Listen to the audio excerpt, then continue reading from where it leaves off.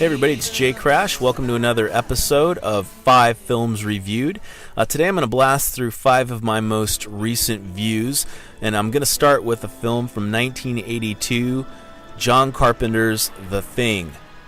Now, it's been probably about 20 years since I've seen The Thing, and I remember when I saw this film in the mid-'80s on HBO on a sleepover. I was freaked out from this film, and ended up seeing it again in college. Became a pretty big fan of John Carpenter. I love the John Carpenter-Kurt Russell combo. Of course, John Carpenter and Kurt Russell have done quite a few films together. Big Trouble in Little China, the Escape from New York series, and Kurt Russell stars in The Thing. Also want to bring up They Live. That's another John Carpenter classic sci-fi dystopian flick. Anyway, The Thing holds up, man. This is still a riveting film. And, you know, I gotta say, the special effects in this film are still pretty damn good. I mean, considering the fact that most of this stuff was all props. I mean, we didn't have CGI and that kind of stuff back then. And the gore aspect of this film is really realistic, like when they're dissecting the thing. Wilford Brimley's in the flick. Like I said, Kurt Russell. I love the ending to The Thing, too. It's a great ending, and it's just a film that I would recommend. This is a good one here. I would rate The Thing, to this day, viewing it, probably like a 7.8. Okay, The Thing is still a solid film, and of course, it's John Carpenter. The next film I saw was The Hunger Games. And, you know, there's a big hoopla about The Hunger Games. I never read the book, or the books. My wife has read the books, and interestingly, she really didn't have any desire to see the film. I got it on Netflix figuring she'd want to watch it, and she really had no interest in it. Of course, this movie had a huge bandwagon to it, having to do with the books, like the Twilight series. I went into this film more or less blind. I knew the basics of kind of the story, so I knew very little about the film The Hunger Games. Honestly, gotta tell you, I was pretty bored during this film. It had some promise with kind of the futuristic vision that it was trying to display, but it left out so much of the background, and I'm sure that's because it maybe assumed people had read the book. I just wasn't thrilled with this film. I thought it was a very cold film. It's a dreary film. The action scenes were pretty lame. They went for a PG-13 rating on this film, and I just found this film to lack substance. And another thing that really bugged me about this film was the camera work. It was like I don't know what they were trying to achieve here with the spinning camera and the swooping unsteady cam. It gave me a headache. I expected a little more out of this film. I would rate it a 5 out of 10. Next film I happened to see was from 1999. It's a French film called Girl on a Bridge. And this is a story of a suicidal lady who's getting ready to jump off a bridge.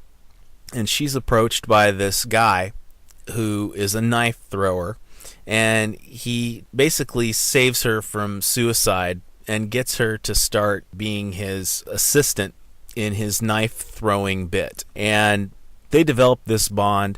It's shot in black and white. It's a beautiful-looking film. Very good cinematography to this film. It has a very good vibe to the film. The story's solid. This film moves along. It's kind of a love story, but it's also hinges around the way these two characters mesh together. And through the act of knife throwing, they develop this bond. The film explores the concept of luck and some things like that. Overall, this is a pretty good film. I would recommend Girl on a Bridge. It's a pretty quick watch. It's about 90 minutes, if that, subtitled in French. So next film up is from 1984, and it's Roland Joffe's The Killing Fields. It's been quite a while since I've viewed The Killing Fields. As far as Roland Joffe flicks go, The Mission has always been my favorite Joffe film, but went back to The Killing Fields, wanted to give this another view. I remember it being a decent film, and of course it's the more acclaimed of the two.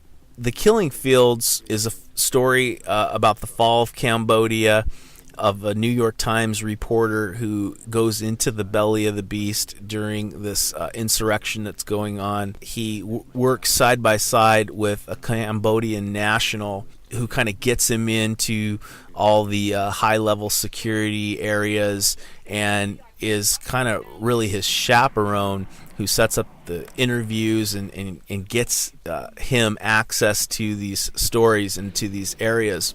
They develop this really close bond and partnership. Well, things start going south. The embassy in Cambodia is taken over. They have to get out of the country, and they're trying to get him out of the country as well. They're able to get his family out, but he's still stuck there. The story, the background is the cleansing that was going on by Pol Pot at that time. So a historical slice. It's not quite as well done as The Mission, in my opinion. I wasn't terribly blown away by The Killing Fields, although I think it's an important movie to see. Killing Fields I would rate a solid 7.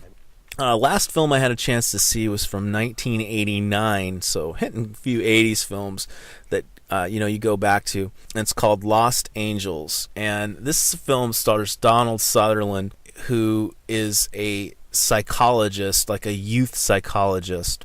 But the film centers around its lead character, who's a teenage boy who comes from more affluence. He's kind of a rebellious, white bread kind of kid. Gets into some trouble with some pills and danger. And he gets, caught up and arrested and does some time. He's just a rebellious young white bread kid. And this film had potential. It took a while to build up the story until Donald Sutherland came in. And in my opinion, he just came in too late to this film to save it, although his performance was pretty strong. And, really by about the time that he came into the film, I was just about done with it. So Lost Angels, it's a film that really tried, and it had a lot of potential, but I'd probably about seen enough through the first hour of the film.